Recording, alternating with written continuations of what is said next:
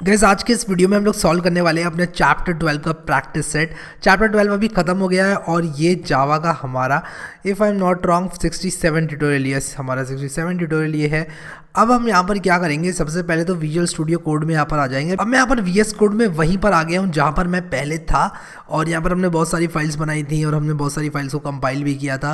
अब यहाँ पर हम लोग करने क्या वाले हैं कि इस प्रैक्टिस सेट को सॉल्व करेंगे। तो यहाँ पर क्वेश्चन है कि 3 क्लासेस बनानी है, कैलकुलेटर, साइंटिफिक कैलकुलेटर और हाइब्रिड कैलकुलेटर, और उनको एक पैकेज में ग्रुप करना है। तो ये काम करने के लिए मैं क्या करूँगा कि मैं सिंपली यहाँ पर problem1.java यहाँ पर सबसे पहले लिखूँगा और उसके बाद यहाँ पर मैं लिखूँगा पैकेज कैल्सी, ठीक है। और पैकेज कैल्सी लिखने के बाद मैं यहाँ पर थोड़ा सा कॉपी पेस्ट करूँगा चीज़ों को, क्योंकि मेरे पास यहाँ पर अभी एक्सटेंशन इंस्टॉल नहीं है और मैं सिंपली यहाँ पर थोड़ा कॉपी पेस्ट से काम चलाने वाला हूँ। तो मेरी ये जो क्लास फाइल का नाम है वो होगा problem1, मेरी क्लास का नाम problem1 होगा। और इसके अतिरिक्त मैं और बहुत सारी क्लासेस बना सकता हूँ। मैं यहाँ पर करूँगा क्या कि इन सब चीज़ों को हटाऊँगा और इन सब चीज़ों को हटाकर यहाँ पर simply I am main method लिख देता हूँ। और ये करने के बाद मैं क्या करूँगा कि यहाँ पर लिखूँगा पब्लिक क्लास, इनफैक्ट क्लास लिखूँगा, सिर्फ मैं लिखूँगा क्लास और यहाँ पर लिखूँगा कैलकुलेटर। और उसके बाद यहाँ पर मान लो मैं एक मेथड बनाता हूँ। मैं यहाँ पर लिखूँगा पब्लिक वॉइड कैलकुलेट और मान लो मैं लिख देता हूँ इसको इंट a इंट b। और वॉइड मैंने इसलिए लिखा क्योंकि मैं यहाँ पर क्या करूँगा system.out.println यूज़ करूँगा और मुझे पता है यहाँ पर साउट काम नहीं करेगा। system.out.println मैंने अगर बाय द वे अगर यहाँ पर मैंने कोड स्निपेट्स ऐड कर लिए और मैंने चीज़ों को अच्छी तरह से सेटअप कर लिया तो काम कर भी जाएगा, ऐसी बात नहीं है। बट अभी मैं सिर्फ यहाँ पर टाइम स्पेंड नहीं करना चाहता उन सब चीज़ों में, क्योंकि मैं इंटेलिज आइडिया एनीवे यूज़ करूँगा। ये सिर्फ मैं टेम्परेरीली यूज़ कर रहा हूँ। मैं यहाँ पर लिखूँगा system.out.println और उसके बाद मान लो योर रिजल्ट इज़,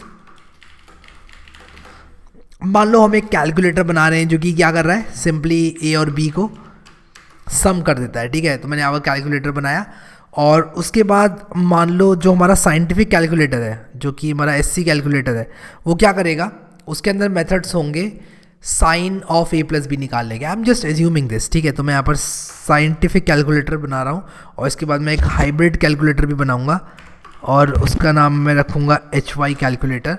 और यहाँ पर मैं लिखूँगा your result is a plus b और मैं यहाँ पर एक काम करूँगा, उसको मैं लिख दूँगा sine of a plus b. और मान लो कि ये जो हमारा साइंटिफिक कैलकुलेटर है वो हमको क्या दे रहा है, वो हमको मान लो कुछ और दे रहा है, ठीक है। ये साइन ए प्लस बी दे रहा है लेट अस से, और ये दे रहा है मान लो साइन ए प्लस बी और उसी के साथ साथ ए प्लस बी भी दे रहा है, दोनों दे रहा है, ठीक है। और मैं यहाँ पर चीज़ों को सिर्फ एज्यूम कर रहा हूँ क्योंकि जब प्रॉब्लम में चीज़ें नहीं दी जाती हैं तो the best thing you can do is to guess, ठीक है। अब क्या करेंगे कि हम लोग न्यू टर्मिनल खोलेंगे और यहाँ पर हम लिखेंगे जावा सी problem1.java, ठीक है।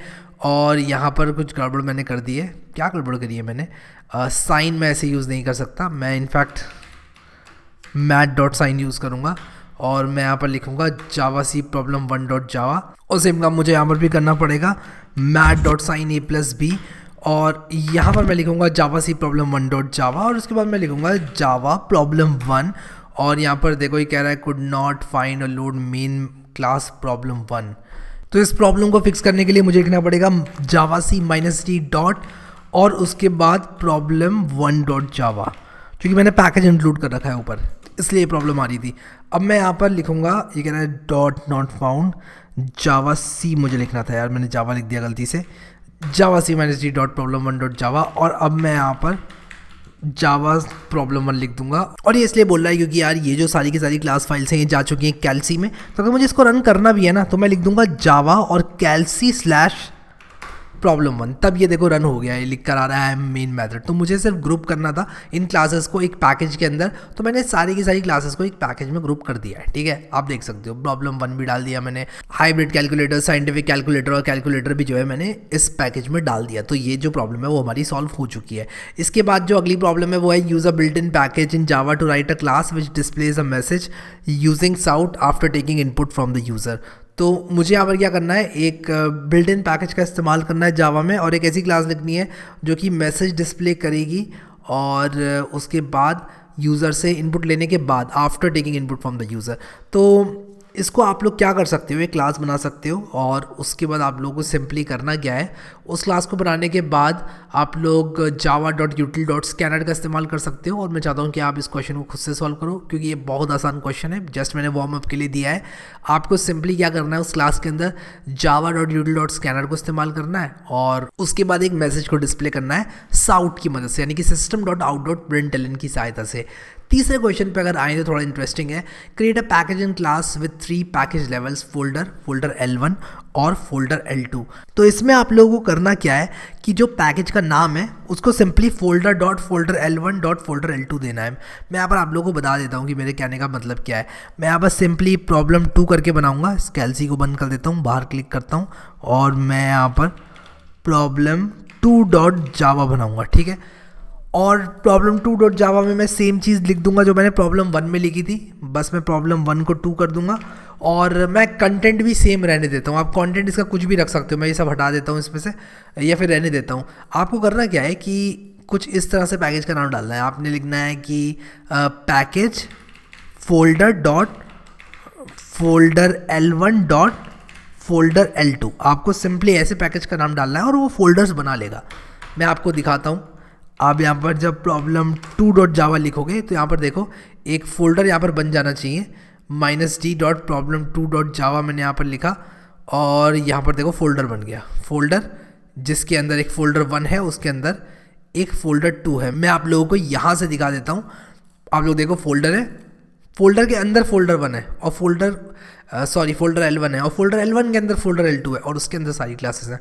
तो अगर आप लोग एक फ़ोल्डर के अंदर फ़ोल्डर, उसके अंदर एक और सब फोल्डर इस तरह से करना चाहते हो तो आप सिंपली इस चीज़ का इस्तेमाल कर सकते हो। बहुत आसानी से आप लोग इन लेवल्स को यूज़ कर पाओगे, ठीक है। अब हम लोग आगे बढ़ेंगे अगली प्रॉब्लम की तरफ, जो कि हमारी है prove that you can not access default property but you can access protected property from the sub class. एक सब क्लास में से आप लोग डिफ़ॉल्ट प्रॉपर्टी जो है एक्सेस नहीं कर सकते, लेकिन प्रोटेक्टेड प्रॉपर्टी एक्सेस कर सकते हो। इसके लिए मैं एक चीज़ खोल लेता हूँ, जावा, और उसके बाद यहाँ पर मैं लिखूँगा एक्सेस मॉडिफायर्स, और शायद मैंने एक्सेस मॉडिफायर्स यहाँ पर खोला हुआ था पहले, तो मुझे हिस्ट्री में मिल जाना चाहिए था। बट यहाँ पर ओरेकल ने बहुत बढ़िया पेज बनाया हुआ है। ये देखो, ये टेबल मैंने नोट्स में भी इंक्लूड कर रखी है, बट मैंने अभी ओरेकल वालों की खोल ली। तो हमें क्या करना है कि प्रूव करना है कि प्रोटेक्टेड तो आप एक्सेस कर सकते हो सब क्लास में से, नो मॉडिफायर लगा दिया तो एक्सेस कुछ नहीं कर सकते, ठीक है।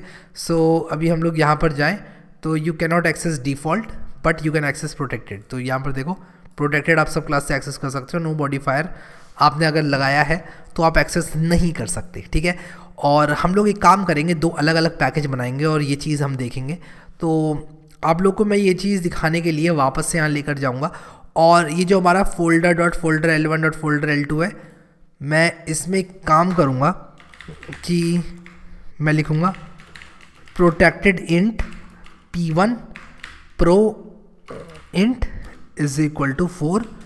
और मैं आप लोगों को बताता हूँ मैं ये क्या कर रहा हूँ। और यहाँ पर मैं लिख दूंगा इंट डिफ़ॉल्ट इंट, यानी कि def int is equal to 14 या 41, ठीक है। और ये काम मैं कैलकुलेटर के अंदर नहीं करूँगा, ये काम मैं कर देता हूँ प्रॉब्लम 2 के अंदर। यानी कि मैं प्रॉब्लम 2 के अंदर protected int pro int is equal to 4 लिखूंगा और उसके बाद एक डिफ़ॉल्ट मॉडिफायर के साथ डेफ इंट लिखूंगा। डेफ मतलब डिफ़ॉल्ट, प्रो मतलब प्रोटेक्टेड, और कैलकुलेटर को मैं नहीं छेड़ूंगा। अब मैं यहाँ पर अपनी प्रॉब्लम 4.java में कुछ काम करूँगा। एक तो मैं इसमें एक क्लास ऐड करूँगा जिसको मैं एक्सटेंड करूँगा इस क्लास की सहायता से, और उसमें कंस्ट्रक्टर ऐड करके उसका ऑब्जेक्ट बनाकर आपको दिखाऊंगा कि इन दोनों में से मैं कौन सा एक्सेस कर सकता हूँ। सो गाइस, टाइम बचाने के लिए मैंने यहाँ पर जल्दी से C1 एक्सटेंड्स प्रॉब्लम 2 और ये सब टाइप कर लिया है। यहाँ पर आप देख सकते हो प्रॉब्लम 4 एक्सटेंड्स कैलकुलेटर मैंने लिखा है और इसमें एक मेन मेथड लगा रखा है जिसमें मैंने C1 का ऑब्जेक्ट बना रखा है। C1 क्या है? C1 एक क्लास है जो कि मैंने प्रॉब्लम 2 की सहायता से बनाई है और इसमें मैंने प्रो इंट और डेफ इंट दोनों को एक्सेस करने की कोशिश करी हुई है। अब यहाँ पर मैंने एक्सटेंड्स कैलकुलेटर लिखकर गलती करी हुई है, ये एक्सटेंड्स कैलकुलेटर यहाँ पर नहीं आएगा। मैं यहाँ पर C1 एक्सटेंड्स प्रॉब्लम 2 कर रहा हूँ। प्रॉब्लम 4 मैंने ये बना रखी है। और हाँ, एक बात और, क्योंकि मैंने प्रॉब्लम 2 में चेंज किए हैं इसलिए मुझे क्या करना पड़ेगा, जावा सी और उसके बाद -c डॉट प्रॉब्लम 2.java को वापस से कंपाइल करना पड़ेगा। और यहाँ पर एक प्रॉब्लम आ गई है, मैंने क्लास कैलकुलेटर को पब्लिक कर दिया है। अब मैं कंपाइल करूँगा तो ये कंपाइल हो जाएगी और मैं कंपाइल करूँगा प्रॉब्लम 4.java को भी। और यहाँ पर देख रहे हो आप डेफ इंट को ये प्रिंट नहीं कर पा रहा है, कह रहा है def int is not public in problem 2 can not be access from outside package. Pro int access हो पा रहा है, यानी कि अगर मैं ये डेफ इंट वाली लाइन हटा दूँ तब ये सक्सेसफुली कंपाइल हो जाएगा। तो प्रोटेक्टेड जो है वो एक्सेस हो पा रहा है, डिफ़ॉल्ट एक्सेस नहीं हो पा रहा है। यही क्वेश्चन कह रहा था कि आप प्रूव करो कि आप डिफ़ॉल्ट प्रॉपर्टी एक्सेस नहीं कर सकते, प्रोटेक्टेड प्रॉपर्टी एक्सेस कर सकते हो सब क्लास में से। तो ये चीज़ जो है यहाँ पर साबित हो चुकी है, प्रूव हो चुकी है। ठीक है, आई होप आप लोगों को समझ में आ गया होगा। और अगर आप लोगों ने जावा की प्लेलिस्ट एक्सेस नहीं करी है तो उसको एक्सेस ज़रूर कर लेना। आई होप कि आप लोग इस जावा के कोर्स को एंजॉय कर रहे हो। तो मुझे आप लोग एक कमेंट डाल के बताओ यार कि अभी तक जो कोर्स है, क्योंकि यार देखो हम बहुत आगे आ चुके हैं इस कोर्स में, कितने लोगों ने देखा यहाँ तक पूरा, क्या आपका फीडबैक है, थोड़ा आप लोग कमेंट में बताओगे तो मुझे भी थोड़ा इनपुट मिलेगा। आई होप कि आप लोग जो है कोर्स को एंजॉय कर रहे हैं। अभी के लिए इस वीडियो में इतना ही गाइस।